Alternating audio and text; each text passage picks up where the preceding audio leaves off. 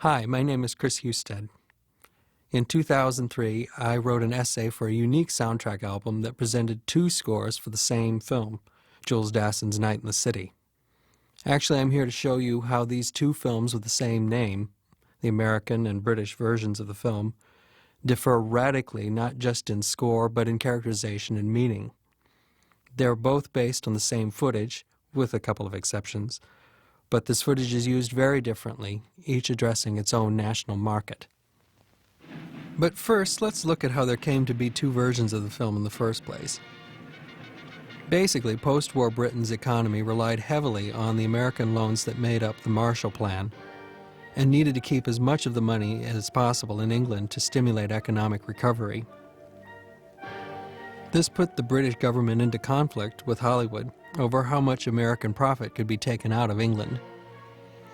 After very hostile exchanges and a boycott, they settled on an arrangement in which part of the studio's money would remain in England to be used in the production of new films, which used English personnel. This led to the creation of English subsidiaries for the Hollywood studios, such as 20th Century Fox Limited, which produced Night in the City, as you see it credited here. The British trade unions had achieved unprecedented strength at this time, and this extended to the creation of music for films. For various reasons, some of which are still a mystery, post-production on Night in the City proceeded on a unique track. The British version featured a score by British composer Benjamin Frankel. The other, for exhibition in other markets and referred to here as the American version, has a score by Franz Waxman. The difference between the two scores is extraordinary. Waxman's is much more dynamic. He uses a larger orchestra and coaxes many novel sounds from it. His style is romantic and melodramatic, with occasional jazz touches. There are several long stretches of music in his score, with especially generous attention paid to Harry's prolonged flight through the night in the film's final reels. Understandably, Frankel's score reflects the conventions of film scoring in England at the time. His music is not as melodramatic as Waxman's. He employs a smaller orchestra and often builds his music from very simple ideas that are repeated with slight modification in the manner of a mosaic. Frankel also scores less of the film than Waxman does. The contrast of the two composers' work is readily apparent from the beginning. Though the opening scene uses the same shots of Harry running through the night streets to Mary's apartment, the two scores are markedly different. Here's the opening of the film, first by Waxman, from the American version. The city is London.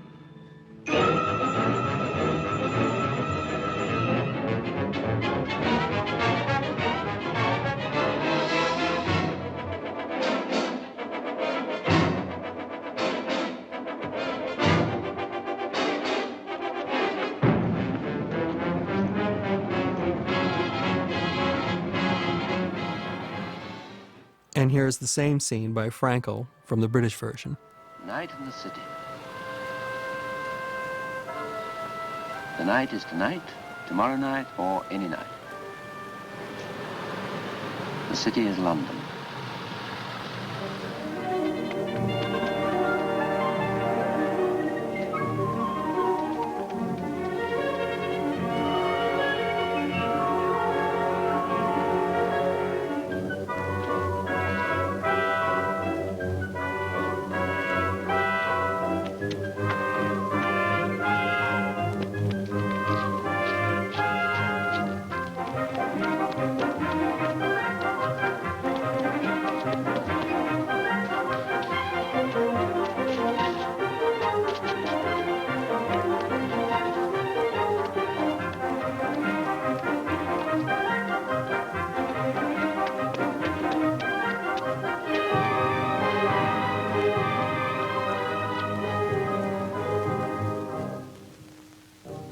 The British version is also longer and includes some characterization scenes that do not appear in the American version, such as the opening scene between Harry Fabian and Mary that you see here.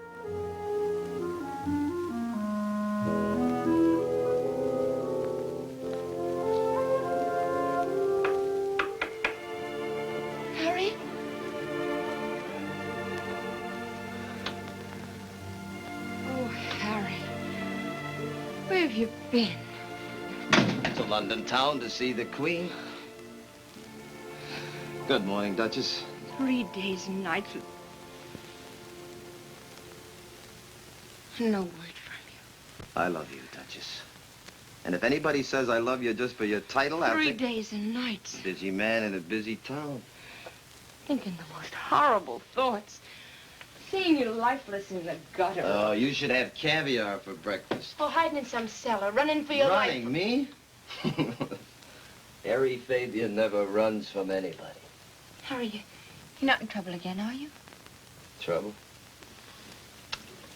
Here, look at this. What do you see? Why, it's a pill. That's right, it's a pill. Now watch, Mary, watch.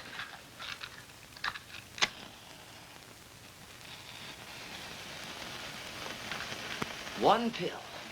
One pill the size of a baby's fingernail. Drop into the tank of your motor car, it triples your mileage. Fabian's Fuel Feed.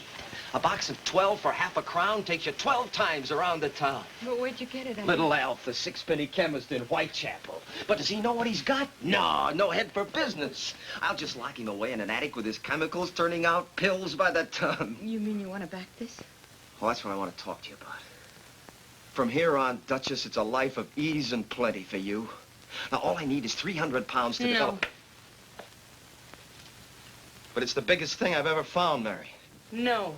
I've got it right here in the palm of my hand. No. For 300 quid, we can package 5,000 boxes, sell them for half a crown. That's a profit of over 100... You've got the money. You know you've got it. You've got it right here. Yes, I've got it. Put it by shilling after shilling. But not for this. Not for mad get-rich-quick schemes. Oh, look, Mary, the this money's filthy... there for the day you come to your senses. Settle down to, no matter what, a grocer's, a tobacco shop, anything done in the light of day. Listen, Mary, Harry, do you think I enjoy slaving night after night in a silver fox? Getting drunk's drunker?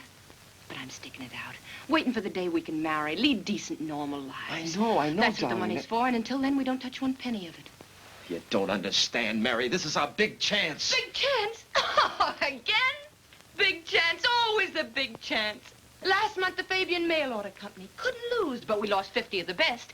Before that, the Fabian Tourist Bureau, the Fabian Song Publishers. What wasn't I going to have? The Royal Suite on the Queen Mary, a house in Mayfair. But this is different. It's a sure thing. It's always different. Now the Fabian Fuel Feed, a fortune with every pill. Yes, a fortune. 2 fortunes. That's what I want, and that's what I'll get. I'm through with mugs and spivs and dirt. One break, I'm out of the garbage cans for life. I'm in the higher brackets, a mister with a future. There he goes, they'll say. That's Fabian, that's Harry Fabian. One break, I'm hot as a rocket, shooting diamonds for sparks. Harry! Oh, Harry. Harry, darling.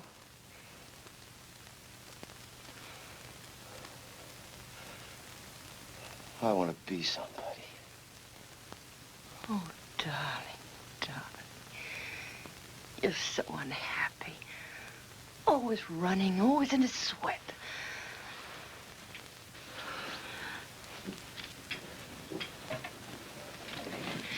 Harry, remember them. Nice people. The source music written by the two composers is also very different. Here's Frankel's take on what you would have heard in an American bar, including a banjo.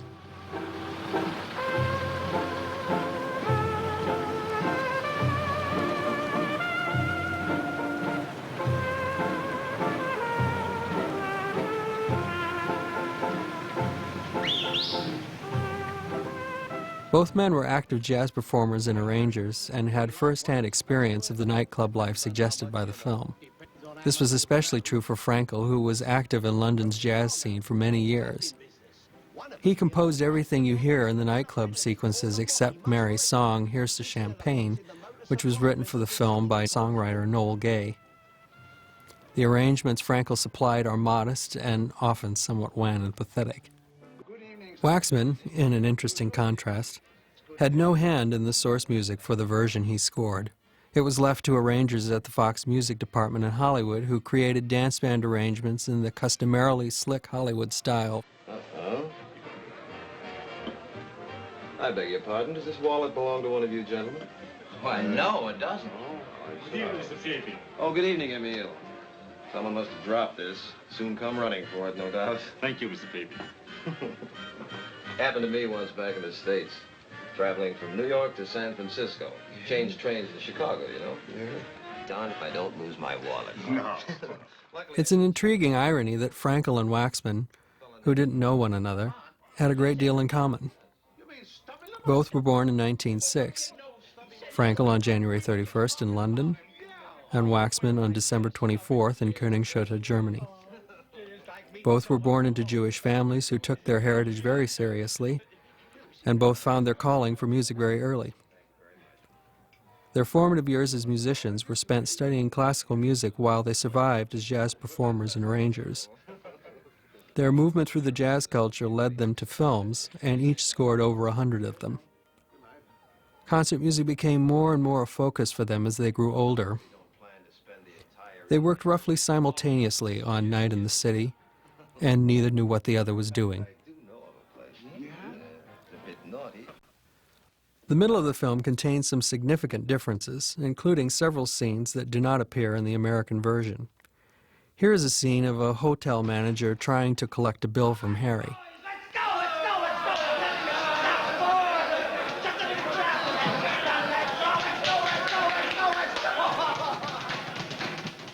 Good afternoon, Mr. Fabian.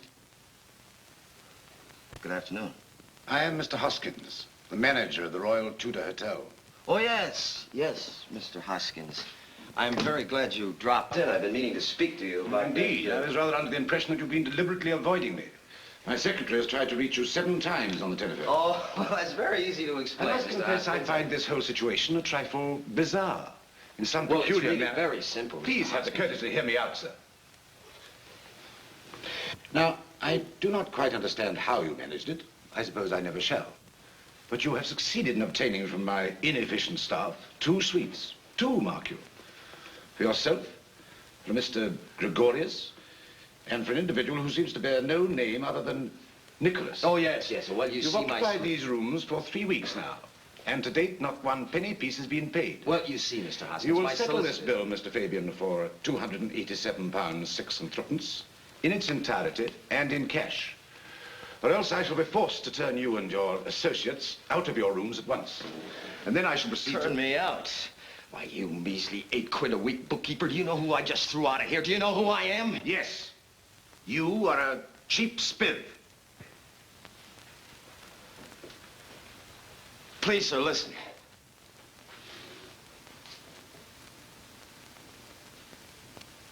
I haven't got a penny, I'll admit it.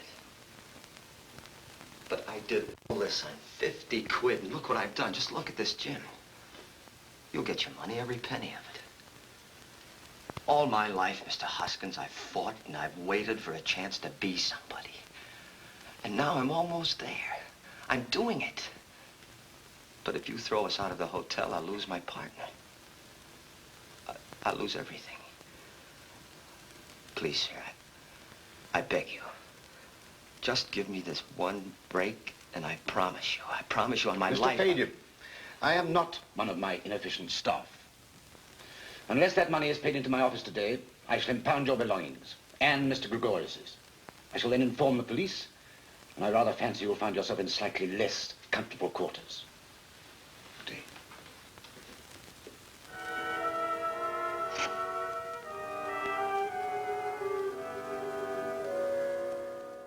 Here's a quick shot of Harry and Helen kissing. Give me a minute to get inside, and then go and get his 200 quid. Meet me tomorrow before lunch outside Bag Rags. Bring me the 350. That leaves 50 for you to start your little wrestling stunt.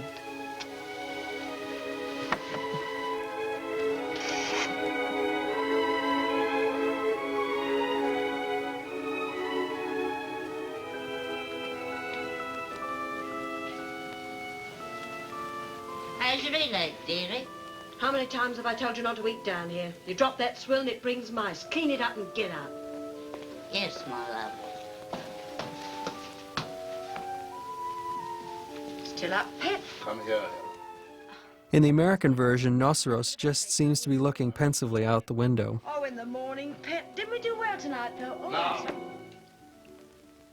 And here's another scene with the solicitor, Mr. Chilk, who inadvertently warns Mary that Harry Fabian is in trouble. This scene is important because it explains how Mary knows to go to the docks at the end, which is an almost unexplained coincidence in the American version. Mind if I invite myself? No, please do. Service for two. I beg your pardon.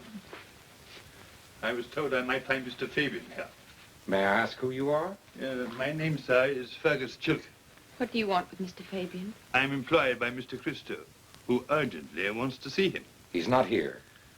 Do you mind if I look in the other room? We certainly do mind. Get out of here now. Get out of here. I'll call the Oh, police. please forgive Mr. Yosh. In his anxiety to find Mr. Fabian, he forgets his manners. The gentleman says that Mr. Fabian is not here, so obviously he is not. Here's my card, sir. You can reach me here. If he should turn up, you will greatly oblige Mr. Christo if you will let us know at once. I will not let you know. I don't care to oblige you or Mr. Christo. Perhaps you would, if there was £1,000 in it for you. What do you mean? Again, Mr. Yosh is too enthusiastic. I apologize for disturbing you. Thank you. Good night.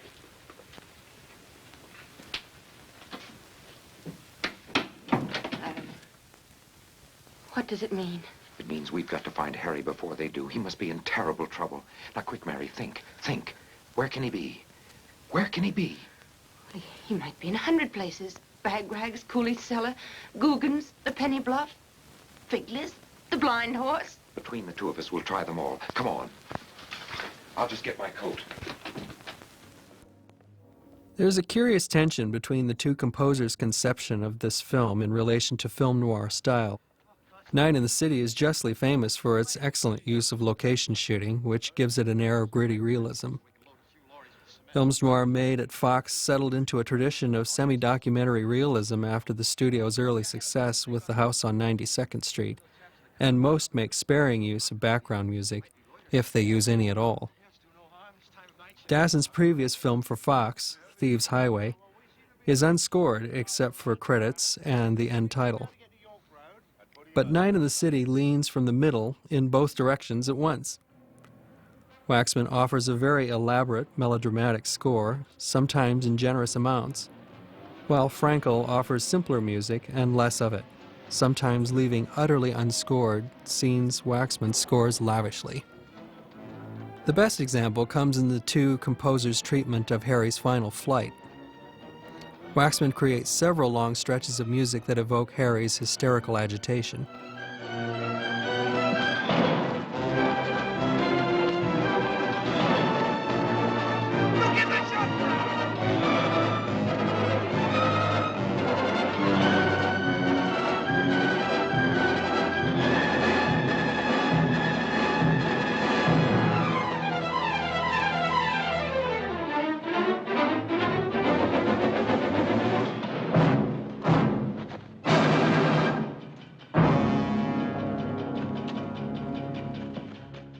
Frankel, on the other hand, leaves much of this part of the film unscored. The sequence in the shot tower demonstrates the extraordinary difference this makes.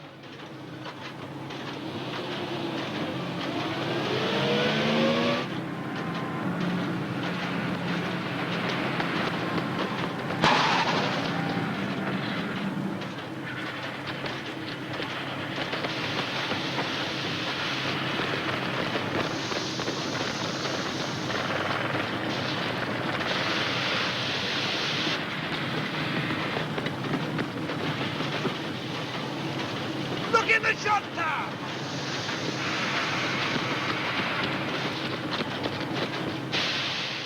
It's a natural temptation to ask which score is better, or which version of the film is better, but I would suggest that to do so would miss the point entirely.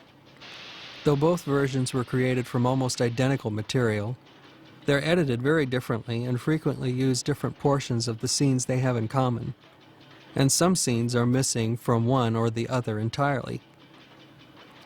The divergence is very significant in many cases and is exacerbated by the scores, which are themselves wildly different from one another. One was constructed in Los Angeles, the other in London, and they reflect distinct styles of filmmaking.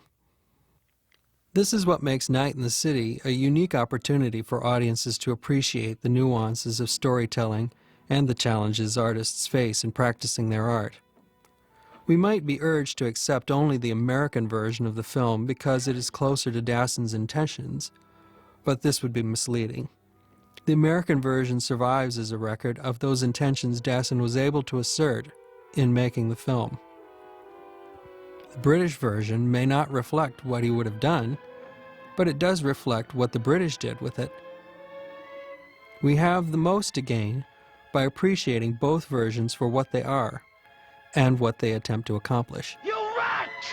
You double-crosser, you Judas! Harry! Harry, go back! Turn me in! Cut my throat for $1,000 quid! Go back, Harry, I'll get it! The end of the American version is actually more cynical, despite Hollywood's reputation for rampant romanticism. Give her the blood money she cut my throat for you! Pay her the devil back! Christo stands on the Hammersmith Bridge, observing his Pyrrhic victory impassively. He's lost his father, something his victory over Fabian cannot reverse, and he's reasserted his leadership of the underworld, which will go on just as it had before.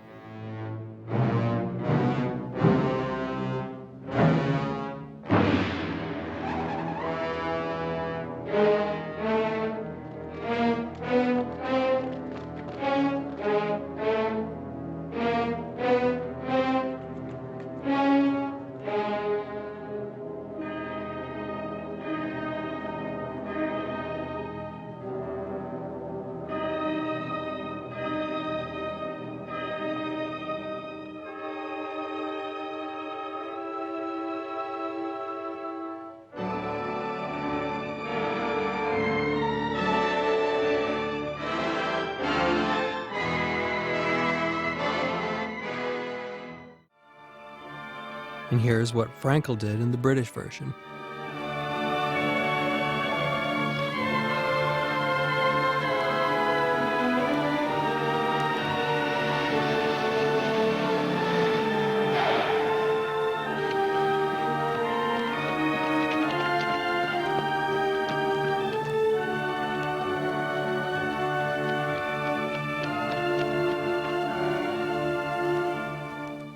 Ironically, it's the British version which chooses the romantic view of the aftermath of Harry's demise.